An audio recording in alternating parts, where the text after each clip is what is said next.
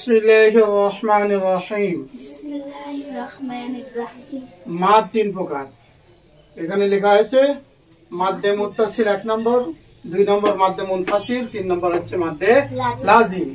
মুত্তাসিল মানে মিলে থাকবে, আসল মাদের সাথে মিলে থাকবে, কি হামজা মিলে থাকবে।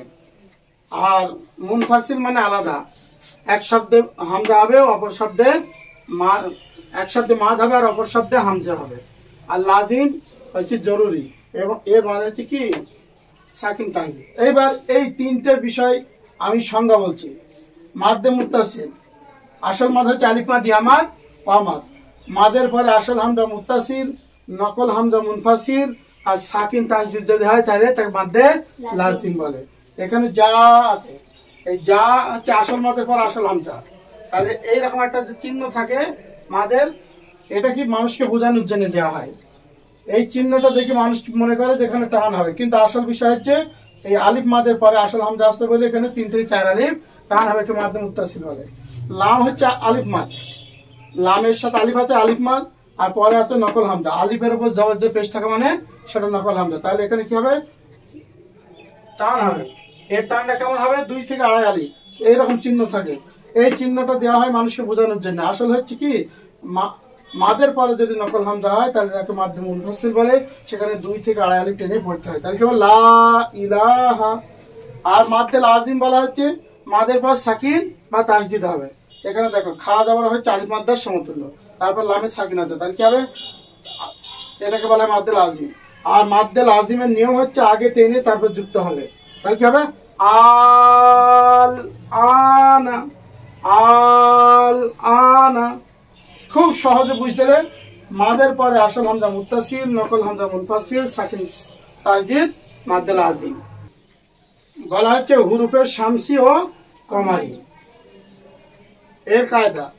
এই শামসি কমারি কায়দাটাকে বুঝতে হলে কোরআনী কায়দার নিয়মে বুঝতে গেলে অনেক সময় লাগবে, কিন্তু ওই নিয়মে না বুঝে আমরা সহজে বুঝবো। প্রথমে এখানে উদাহরণ দেওয়া হয়েছে শামসি। শামসি কাকে বলে, বলা হচ্ছে আলিফ লাম। এই যে আলিফ আর লাম, আলিফ লামের পরে যদি তাসদিদ আসে তাহলে আলিফ লাম বাদ দিয়ে ডাইরেক্ট তাসদিদ ধরে পড়তে হয়, একে হুরুফে শামসি বলে। তাহলে কি হবে, ই জাস শামসু, ই জাস। এই জাল ডাইরেক্ট কাকে ধরবে, এই তাসদিদওয়ালা অক্ষরকে ধরবে, কারণ এই লাম আলিফ এগুলো সব বাদ যাবে। আর এর আগে বলা হয়েছে যে আরবির নিয়ম হচ্ছে এটাই, একটা অক্ষরকে পড়তে হলে তার 3টের মধ্যে একটা বিষয় থাকতে হবে। হারাকাত থাকতে হবে, সাকিন থাকতে হবে, না হয় তাসদিদ থাকতে হবে। এই 3টের ভিতরে যদি কোনো বিষয় না থাকে তাহলে সেই অক্ষরটা লিখার ক্ষেত্রে ব্যবহার হবে, পড়ার ক্ষেত্রে ব্যবহার হবে না। এই জন্য দেখো আলিফ লামে কিছু নেই, ডাইরেক্ট এখানে তাসদিদ আছে, তার জন্য এই জাল যে হারাকাতওয়ালা অক্ষর ডাইরেক্ট কাকে ধরছে, শিমকে। তাহলে কি হবে, ইদাস শামসু। অনুরূপ ভাবে দেখো আলিফের পরে লামের সাকিন, একে বলে হুরুফে কমারি। সংজ্ঞা কিভাবে বলতে হবে, আলিফের পরে লামে যদি সাকিন হয় আলিফ বাদ দিয়ে লাম ধরে পড়তে হয়, একে হুরুফে কমারি বলে। খুব সহজে। তাহলে ওয়াও কাকে ধরবে, লামকে। আলিফটা বাদ যাচ্ছে কেন, বলা হচ্ছে আলিফে না হারাকাত আছে, না সাকিন আছে, না তাসদিদ আছে, এর জন্য। তাহলে এই হারাকাতওয়ালা ডাইরেক্ট কাকে ধরবে, এই সাকিনওয়ালা অক্ষরকে। তাহলে কি হবে, ওয়াল আমজার ওয়াল, কবজার ক, মিম জর মা, র দে রি, ওয়াল কমারি। 1 থেকে 8 নম্বর যে ভিডিওগুলি, সেই ভিডিওর ভিতরে তোমার কায়দা দেখানো হয়েছে। এইবার তোমাদেরকে দেখানো হবে, যেহেতু হুরুফে শামসি আর কমারির আলোচনা হয়ে গেছে, এতে সহজে বুঝে এসছে যে কোন অক্ষর ধরা পড়বে আর কোন অক্ষর বাদ যাবে, কি কারণে ধরা পড়ছে আর কি কারণে বাদ যাচ্ছে। এই বিষয়টা যখন আমাদের বুঝে এসছে, এইবার আমরা 8 নম্বর ভিডিওর ভিতরেই আরবিকে কিভাবে রিডিং পড়তে পারবে সেই জিনিসটা দেখানো হচ্ছে। চলো, জাল। জালে কি হয়, উন্তুজ, আর খাড়া দাবারে আকা প্লাস একালিফ টান। তাহলে যা, লামে ল, আর জেরে হসি, আকাপে ক, জবরে আকা। তারপর দেখো আলিফের পরে লামে সাকিন, এটা কি হবে, হুরুফে কমারি। এখানে আলিফটা বাদ যাবে, লামটা ধরা পড়বে। আর বলা হয়েছে হারাকাতের সাথে, হারাকাতওয়ালা অক্ষরের সাথে যুক্ত করার জন্য সাকিন বা তাসদিদ হবে। তাহলে এই কাপ কাকে ধরবেন, লামকে। তাহলে শুধু লাম লেখো, এর আকা ওকা হবে না। দা লিকাল কাপে ক, জেরে হসি বাতে তাতে তাতে কি তো আর খাড়া জবর কি হয় জবরে আকা প্লাস একালি টান তাহলে কিতা আর বাতে ব আর পেশে হসু তাহলে কি হলো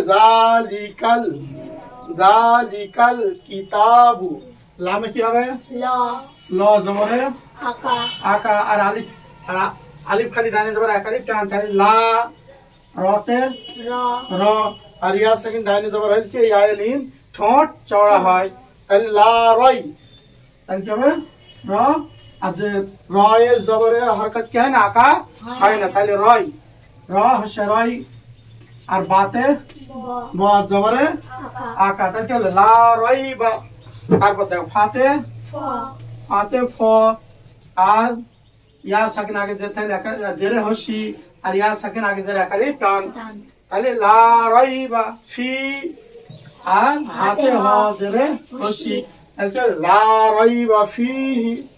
তাহলে এবার দেখো এবার যে কায়দাগুলি পড়ানো হতো সেই কায়দার সাথে কেরাত সহ ইদরা সহ পড়া যাবে। তাহলে জালিকাল কিতাবু লা রাইবা ফিহি এখানে লেখা আছে জালিকাল কিতাবু লা রাইবা ফিহি এইভাবে রিডিং পড়তে হবে।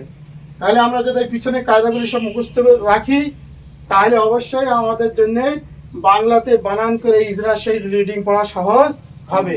তার জন্য আমাদের এই ভিডিওগুলি বেশি বেশি কি করার দরকার, লাইক কমেন্ট শেয়ার করার দরকার।